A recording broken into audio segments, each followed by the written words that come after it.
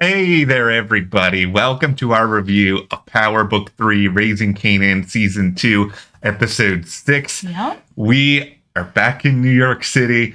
Everything is starting to hit the fan. Unique's getting a little bit of a bigger role. I still feel like this show, though, it's just kind of setting the table still for like other big things, save, of course, for the very end of this episode. Who else thinks that Unique and Raq are gonna hook up? I'm kind of feeling like maybe I'm on an island by myself with that, but maybe. Okay. Listen, sometimes there's like that thin line between sort of hate and hooking up, come on. Okay, we're going to talk about that. We're going to talk, of course, about what happened at the end of this episode with Lulu and Crown. Crown already out of the picture, just 6 episodes into the season. Yeah, I think a lot of us knew that was coming. We've seen some of your comments talking about that. We felt it, but I did not expect it now. Yeah, a lot of messiness ahead for Lulu, but we're going to be here breaking down all the craziness from this show. Mm-hmm. Power Book 2 Ghost coming up in the future. So hit that subscribe button so you guys do not miss any of that. We're so excited to just be here with you guys and seeing what you have to say in the comments. Yeah, and we're also covering House of the Dragon here for all you Star Wars fans. Andor starting next week, and we're going to be covering that here at the channel as well. We'll have reviews up on Wednesday morning, so hit that subscribe button. Follow us over on Instagram, Matt and Jess TV. Okay, I just want to start by just picking up on what you've already said, because I did not think of Raq and Unique in that way until you've mentioned it. But now that you've mentioned it, that is very interesting. See, I think what makes all this complicated is that Joey as an actor is just so unbelievably good that... Yes, he is. I feel like he could have chemistry with just about anybody, but... Yeah, that's one of the special things about someone like Joey or a character like Unique that just has charisma. It is sort of that feeling like a James Spader, that it's just you have that charisma that you end up kind of having chemistry with everybody. But his chemistry with Raq is in fact there, and this... I thought so. Yeah, it's there now that I've really sort of... there was something going on, but now that you've mentioned this, There was just too many times, especially in this episode. He's kind of looked at her in the past. She's kind of looked at him, but I mean, they've obviously been on such opposite sides of everything for so long that it was just oh man, maybe too much troubled water, has traveled, between them, that this just can't be a thing. But now that there's this situation where Unique has found a way to bridge this problem with the Italian mob, but of course, there's got to be a but, right? Yeah. But he's going to have a role now working with Raq. It's kind of well, they've never been in this kind of a position before where they have to work together. And the more comments he's kind of coming out with, I'm like, are you just flirting or is something there? And then there was kind of a moment where she kind of looked at him. I'm like, oh, is there something there? Okay, guys, let me know if I'm out on Crazy Island. Let me know in the comments. I don't know if you're out on Crazy. I'm swimming to Crazy Island then, if that is the case. Welcome. I will join you there, because here's the thing. I'm sure a lot of you guys out there have seen that gif of that woman saying I love mess. That is me with 90% of the shows that I watch. And it's just the idea of alrighty, we already know now that because the mob already feels a certain way about Unique, he's beneficial to be around Raq at this given point. So things are already messy in the sense of Raq's former arch enemy now has to become her friend because she needs him. Why not go ahead and throw on there the idea of this possible, I don't know if we can call it a love connection yet, but No, I don't think it's going to be a love connection where, there's that thin line of love and hate, and that they're going to kind of just swim over to complete love. But I can see something kind of coming up where it's okay, we do have to work together, keep your enemies closer, sort of thing. Is there a way, if things get a bit more intimate, for Raq to be able to keep a better eye on him? And then, of course, on his side, he's got something cooking. This is not his end game. This is just the first step. And that's what makes this season so good, is that there is piles and piles of mess for every single character, and the idea of like Raq and Unique, that just throws more mess on top. Okay, we are going to talk about what happened to Cramp, but since you're talking about mess, let's talk about Marvin for a second here. I loved Marvin last season and sort of getting to know him and all the mess that he was creating there. But I really like this storyline of him working through his anger and sort of being like forced into this anger management class and him not taking it seriously, and then him starting to take it seriously, and then him actually seeing that some of this stuff works, and seeing him in the class today in this episode and seeing him like catching himself with some stuff, and like progress is happening here. I'm feeling really good about it. Is he ever going to not be messy? No. But I mean, that conversation with him and Raq where he was just like, under no circumstances are you to be putting your hands on your daughter. I mean, the real thing of it here is, he's the adult. And I'm not saying, she wasn't out of line as well, but he was out of line first with everything that happened, and then he's going to put his hands on her. The thing is she's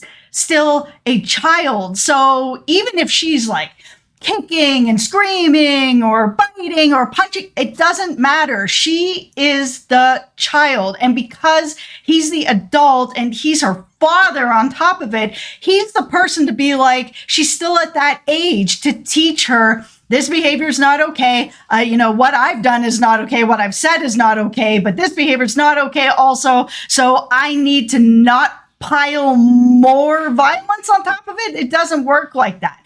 That's the missed opportunity for him to be like, okay, I need to show her that, this isn't met with this.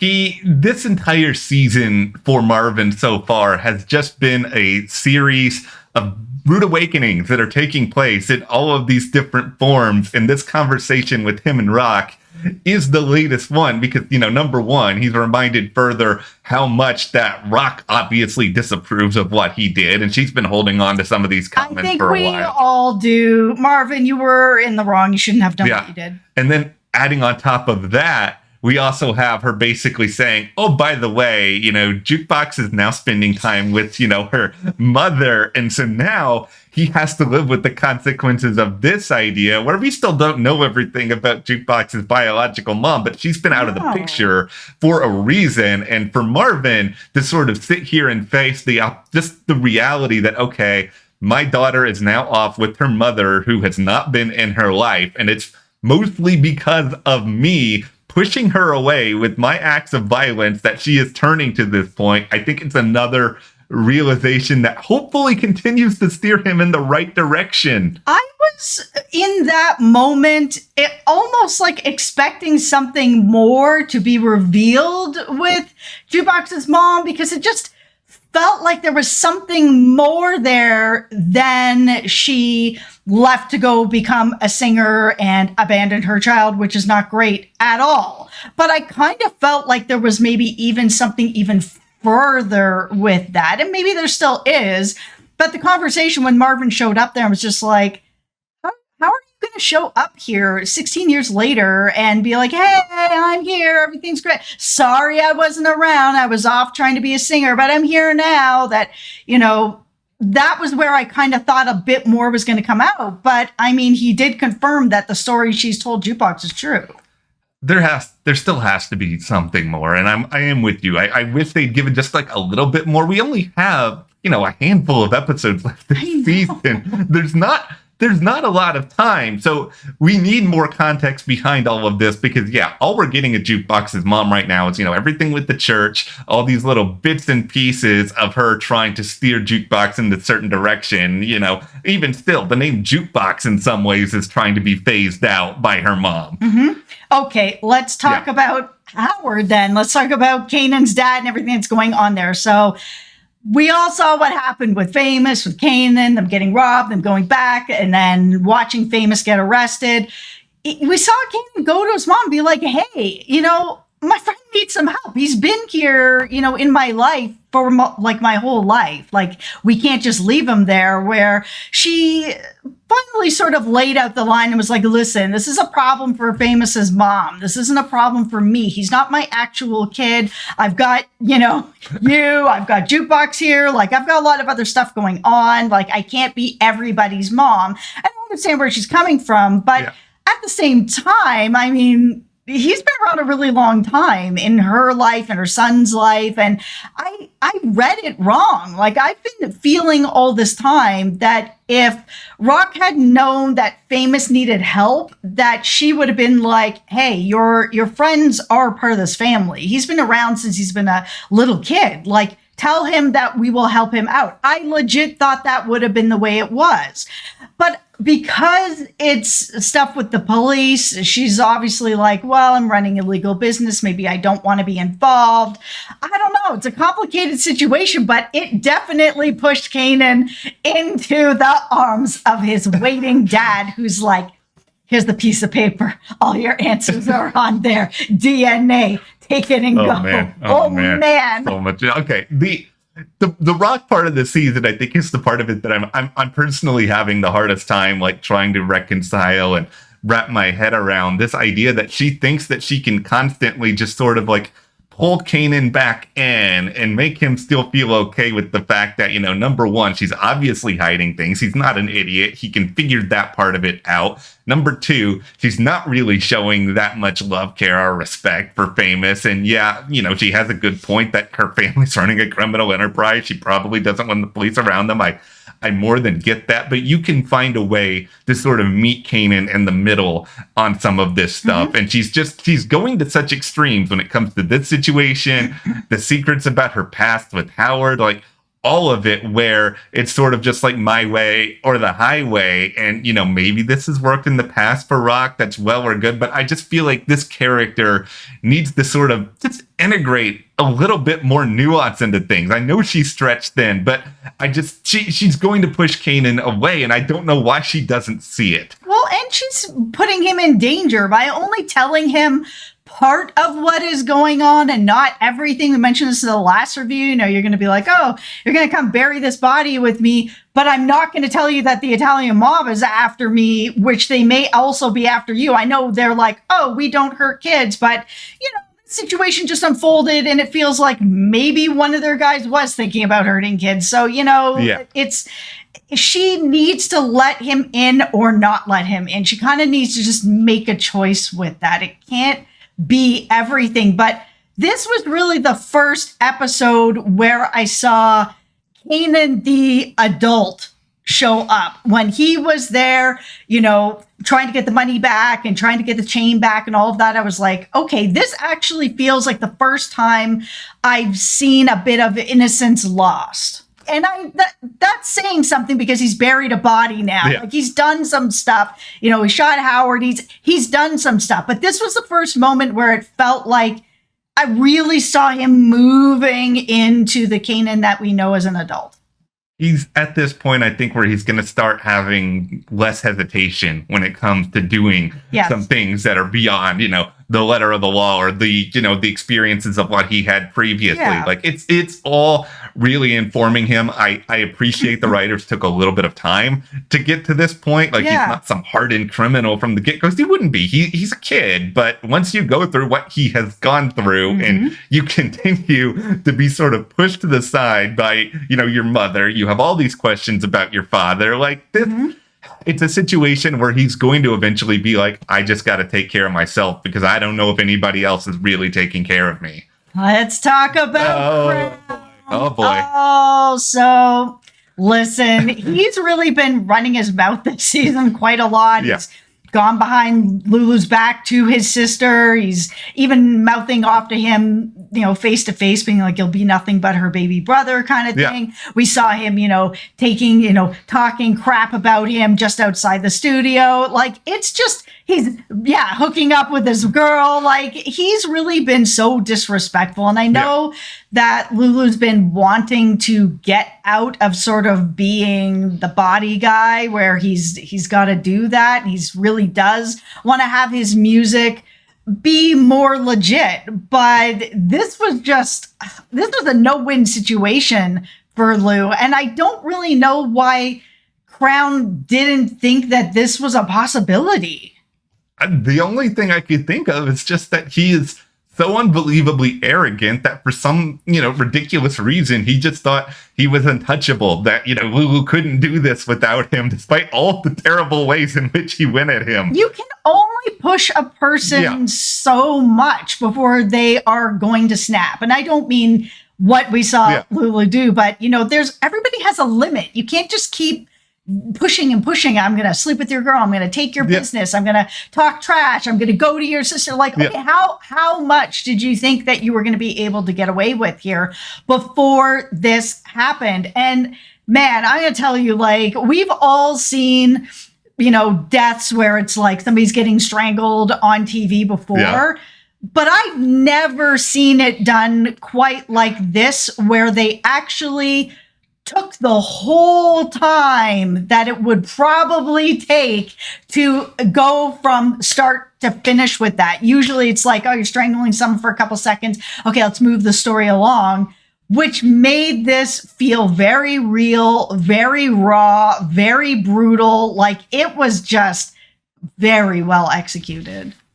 I have this weird image in my head of like one of the writers for Raising Kanan, like Googling how long does it take to strangle somebody, and some questionable search history as a result of all of that. But no, this was really, I think, as somebody who has not experienced a strangulation scene, thankfully, in real life, it felt very realistic still. It felt brutal. You saw, Crown fight back on occasion. Yeah. I thought at one point he was going to get away and that he was going to, knock Lulu out. I didn't think Lulu was going to die by any means, but I did kind of wonder if this was going to be the end of it for a really long time. And I think this plays out really well, because ultimately, Crown doesn't make out of it. Crown is dead. But then at the same time, here comes Ziza, who has just so happened to see everything, because guess what? If you're choking somebody in a studio, you're probably going to be hurt if someone else is there. Yeah. And I mean, she handled it the best way that she possibly could, where she's kind of like, okay, so what do we do now? I mean, what else are you going to do, right? Yeah. Like, there is no other way that you can really handle that without also getting dead yourself. Lulu, you in trouble now, though, because of this. Because what I'm sort of thinking is, if you were Tisa now, you can dangle this giant thing, this crime that he has committed. No way, man. If I was her, there's no way. I'd be like, I'm as quiet as the bunny. Well, there is no way I am ever telling. She just watched Crown get killed in a pretty brutal way. I'm not going to be like, so I got something over you now.